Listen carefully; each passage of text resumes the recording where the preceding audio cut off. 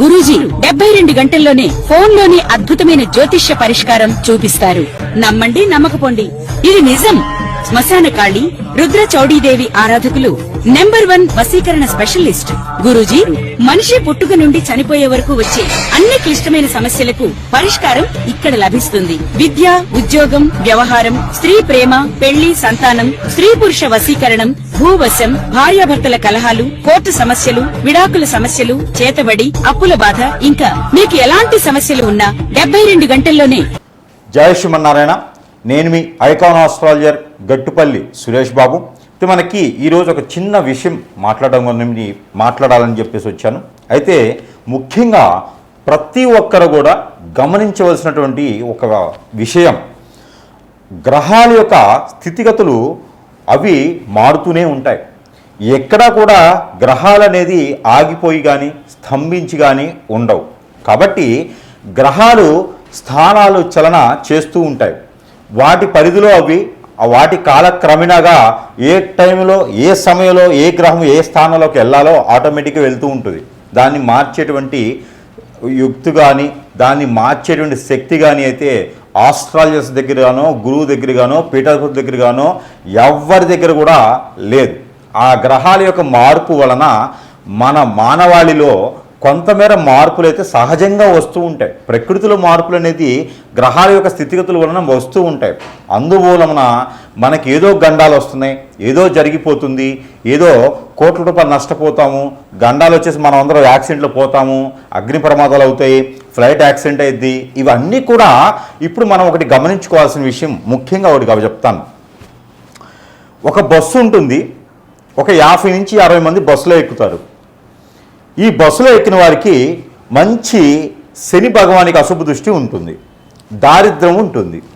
ఇతనికి రాహు సంబంధించినటువంటి అశుభ దృష్టి ఉంటుంది.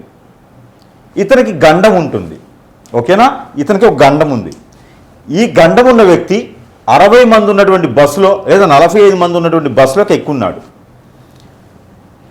ఎక్కున్నప్పుడు ఇతని డ్రైవర్ ఎవరైతే ఉన్నారో ఇతను బస్సు ఎక్కినటువంటి డ్రైవర్కి శని భగవాని యొక్క అశుభ దృష్టి కాదు, శుభ దృష్టి బాగా ఉంది. అతనికి ఈ పూజలు, యజ్ఞ, యాగ, హోమాలు, జపతపాలు చేసుకోడు.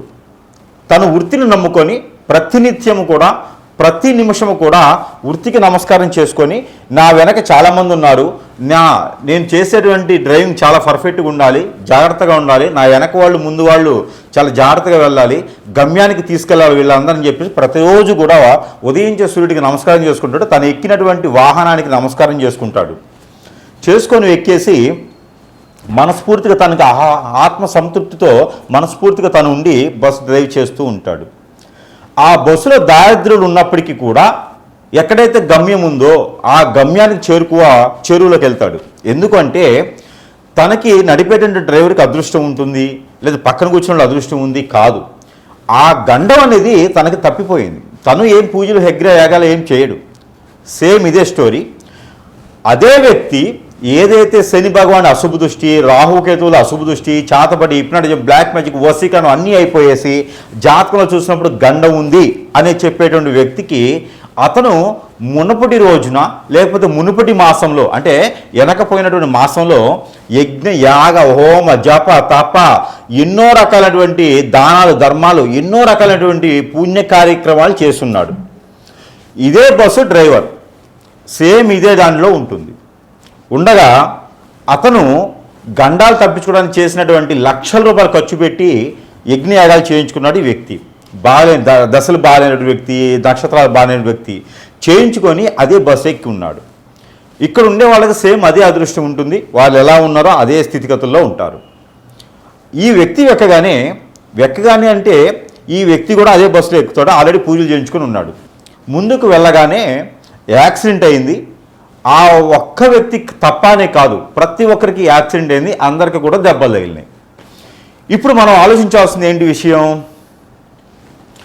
మనలో ఉన్నటువంటి కర్మ, మనలో ఉన్నటువంటి క్రామక్రోధాలు, మనలో ఉన్నటువంటి ఆ సమయము, గడియలు తప్పించడానికి మన వంతు కాదు. ఎందుకంటే మనము ఏది చేసినా కూడా ఉపశమనం మాత్రమే చేసుకోవాలి. అలానే మనం చేసేటువంటి క్రియ ఏదైతే ఉందో అప్పు తీసుకొచ్చి చేయకూడదు. మనకి ఏదైతే మనకి వీలవుతుందో, మన దగ్గర రూపాయి ఉందా అంటే ఆ రూపాయికి సంబంధించినటువంటి దానాలు, ధర్మాలు, యజ్ఞ, యాగ, హోమ, జపాలు, తపాలు చేసే అవసరం లేదు. భగవంతుని యొక్క నామం దలుచుకుంటూ మనం చేసేటువంటి పుణ్యకార్యాలు చేసుకుంటూ ఉంటే సరిపోతుంది. ఒకరిని దూషించకుండా, ఎదుటి వాళ్ళని అనకుండా, మనకి ఏదైతే మంచి పని అనిపిస్తుందో ఎదుటి వారికి సహాయం చేయకపోయినా సరే మన బాధ్యత మనకి నచ్చినట్టు విధంగా ఉంటే సరిపోతుంది. అదేవిధంగా మనము చేయించిన యజ్ఞయాగాలు అతనికి ఏమైనాయండి? ఆ రోజు ఏమైపోతున్నాయి? అప్పు తీసుకొచ్చి మరీ చేశాడు, అప్పు మిగిలిపోయింది, అప్పు కట్టాల్సి వచ్చింది. ఎప్పుడు కూడా ఒకటి గుర్తుపెట్టుకోండి. ఇప్పుడు ఎందుకు చెప్పాల్సి వచ్చింది ఈ స్టోరీ అంతా అంటే, గుర్రం గుడ్డిదైనా దాన తప్పదు అన్నట్టుగా ఇక్కడ ఏమవుతుందంటే, మన యొక్క ఏదైతే గ్రహాల యొక్క స్థితిగతులు మనిషిని భయభ్రాంతుల్ని చెయ్యవు, మనిషిని ఇబ్బంది పెట్టవు. ఎటువంటి పరిస్థితుల్లో, ఎటువంటి సంఘటనలో, ఎటువంటి సిచ్యువేషన్లో, ఎటువంటి పొజిషన్లో అయినా సరే అన్ని గ్రహాల కూటమిగా ఏర్పడి ఒక స్థానంలో ఉన్నప్పటికీ కూడా మనుషుల యొక్క స్థితిగతులు కొంతమేర అటు ఇటు అవుతామో, కానీ మనుషుల జీవితాలు నాశనం అవ్వవు, పటాపంచులు చెయ్యవు, జీవితాలు బొగ్గుపాలు చెయ్యవు, సూసైడ్ చేసుకునే పరిస్థితికి వెళ్ళవు, మరీ భూగ్గా నువ్వు ఆ పాతాళలోకానికి వెళ్ళేలా చెయ్యవు ఏ గ్రహం కూడా మిమ్మల్ని. ప్రతి ఒక్కరు దీన్ని గమనించుకోండి. మీ యొక్క ఏదైతే మంచితనమో, ప్రజల యొక్క ఏదైతే అవసరమో, ప్రజల యొక్క భయాన్ని ఏదైతే ఉందో దాన్ని క్యాష్ చేసుకుంటున్నారు చాలామంది గురువులు. ఇది కూడా గుర్తుపెట్టుకోండి చాలామంది కూడా. ఇక్కడ మనం చూసుకున్నట్టయితే మార్చి 14వ తారీఖు మారినటువంటి రవి భగవానుడిని మీ తరమో, నా తరమో, లేకపోతే ఇంకొకరి తరమో, మా పాత తరమో, మా ముంతాత తరమో అయితే కాదు మార్చడానికి. ప్రపంచం మొదలవక నుంచి ఉన్నది సూర్యచంద్రులు, గ్రహాల యొక్క స్థితిగతులు. అవి మార్చేదానికి, వాటి యొక్క స్థితిగతులను మార్చేదానికి మన తరం కాదు, మీ తరం కాదు. కాబట్టి ఇక్కడ ఏ ఒక గురువుకి తరం కాదు. కాబట్టి గ్రహాల స్థితిగతులు మారినప్పుడు మనము నవగ్రహాల మండపానికి వెళ్ళేసి అభిషేక అర్చనలు చేయించుకుంటే సరిపోతుంది. నవధాన్యాలు తీసుకుని వెళ్ళి నవగ్రహాల మండపంలో వేస్తే సరిపోతుంది. శివాలయంలో అభిషేకం చేసుకుంటే సరిపోతుంది. ఎన్నో రకాలైనటువంటి ఆలయాలు ఉన్నాయి మనకి, ఎన్నో రకాల ప్రసిద్ధి చెందినటువంటి దేవస్థానాలు ఉన్నాయి. ఆ దేవస్థానంలో, ఆలయంలో దేవుడు అనేది ఒకడు ఉన్నారు. కాబట్టి ఆ దేవునికి చేసేటువంటి పూజలు కావచ్చు, అమ్మవారికి చేసేటువంటి కుంకుమచ్చలు కావచ్చు, స్వామివారికి నిర్వర్తించేటువంటి నోములు ఉంటాయి, యజ్ఞాలు ఉంటాయి, యాగాలు ఉంటాయి, ఇవన్నీ ఉంటాయి. కానీ మన మనసుకి ఏదైతే చేయాలనిపిస్తుందో అది చేయండి. అంతేగాని ఎవడో చెప్పినాడని చెప్పి భయభ్రాంతులు వేసి మీరు చేస్తారంటే మాత్రము ఖచ్చితంగా ఇబ్బంది పడి ఆ గురువులకి మీరు హిప్నాటిజం అయిపోతారు, లక్షల రూపాయలు నష్టపోతారు.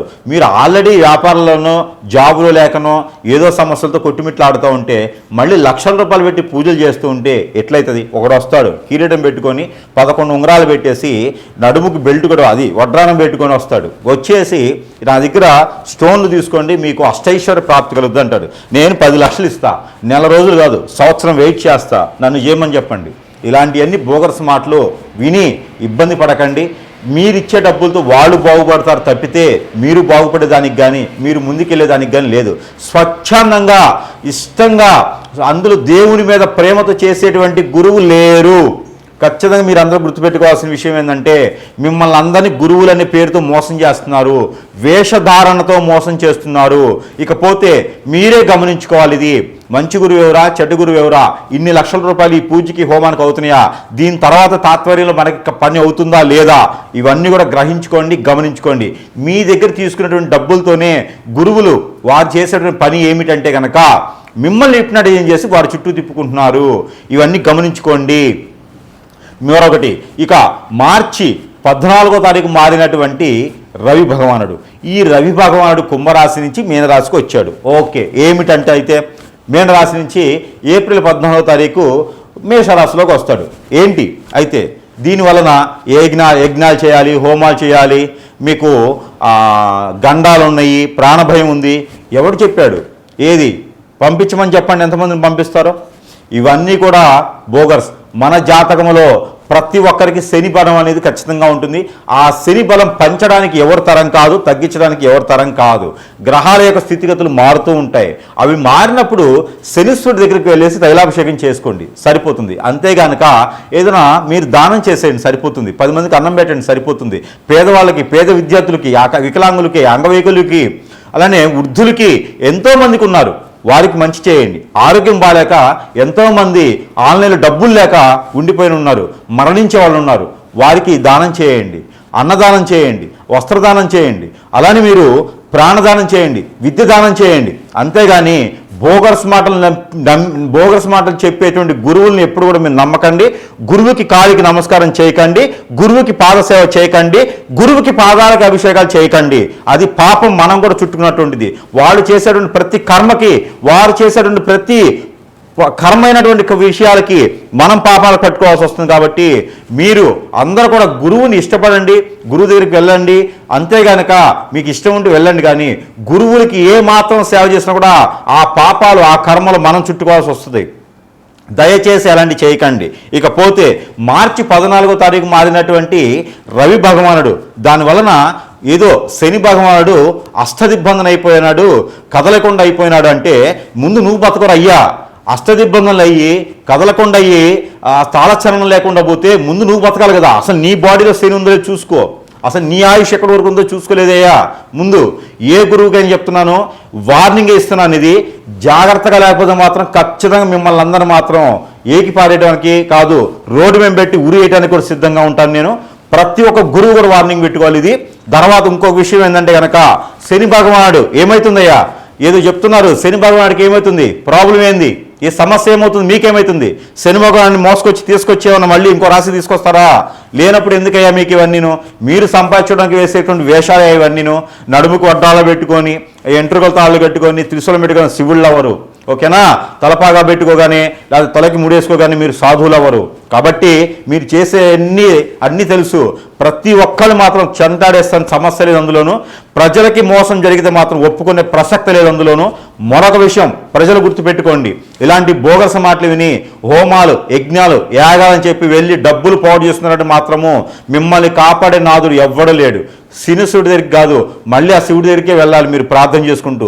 మనకి శక్తిపీఠాలు, అలానే మనకి అష్టదిశ శక్తిపీఠాలు, అలానే మనకి ఎన్నో రకాలైనటువంటి దేవాలయాలు ఉన్నాయి. వాటన్నిటి దగ్గరికి వెళ్ళి పూజలు చేసుకోండి.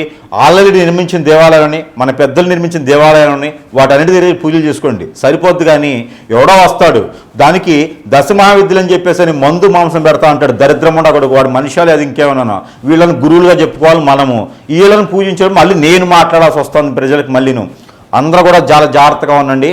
ఇకపోతే 14వ తారీఖు మార్చి మాసంలో మారినటువంటి రవి భగవానుడు వల్ల శని భగవానుడికి వచ్చిన నష్టం లేదు, మనకి ప్రాణభయాలు లేవు.